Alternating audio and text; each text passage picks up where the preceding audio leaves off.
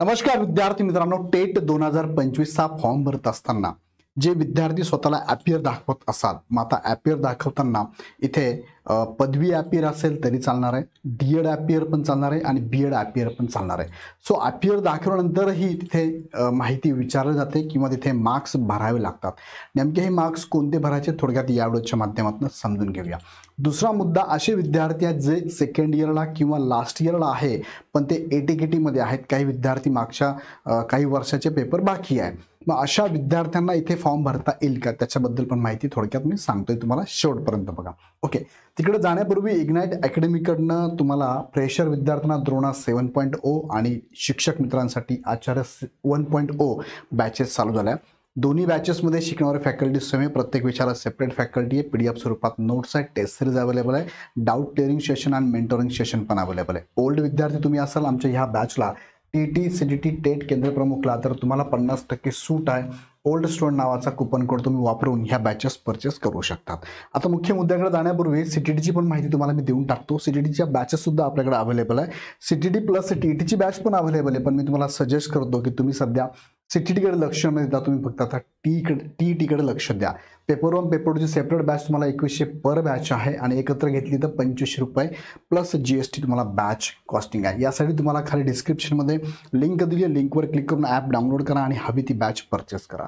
आता मुख्य मुद्द्याकडे तुम्हाला घेऊन जातो. ATKT म्हणजे काय, उदाहरणार्थ पदवीचा विचार केला, आता तुम्हाला हे सगळं माहिती तरी मी तुम्हाला थोडक्यात सांगतो.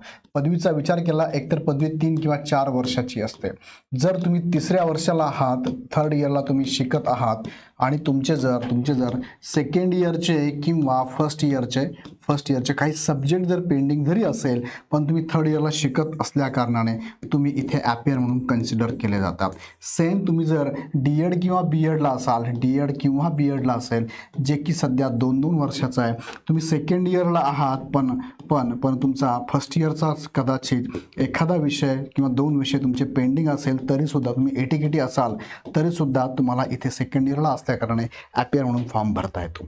ATKT असताना सुद्धा तुमचं सर्टिफिकेट तुमच्याकडे असतं बघा. तुमचे इथे ATKT जरी असेल तुम्हाला तरी तुमच्याकडे ATKT असल्याचं सर्टिफिकेट असतं तुमचं, किंवा त्याला आपण म्हणूया मार्कशीट असतं. हे जे मार्कशीट आहे हे मार्कशीटवर असणारे मार्क्स किंवा ह्या ATKTमध्ये मार्कशीटवर असणारे मार्क तुमच्या इथे टाकायचे आणि तुम्हाला इथे ॲपियर म्हणून फॉर्म भरता येतो. सो त्याला आपण ॲपियर म्हणतो. जो लास्ट इयरला आहे त्याला आपण ॲपियर म्हणतो. फर्स्ट इयरला असाल तर फर्स्ट इयरच्या विद्यार्थ्यांना, मध्ये पदवी असू द्यात किंवा D.ED B.ED असू द्या, फर्स्ट इयरच्या विद्यार्थ्यांना फॉर्म भरता येत नाही. का भरता येत नाही तुला मी दाखवतो लगेच डायरेक्ट बघा. जसं की फॉर एक्झाम्पल तुम्ही पदवीचा फॉर्म भरताय आणि पदवीला तुम्ही ॲपियर दाखवता. बघा इथे मी माहिती लिहितोय, BAची माहिती लिहितोय. BAला इथे क्लिक केलं की तुम्हाला ऑप्शन येतात फायनल इयर ॲपियर आणि पास.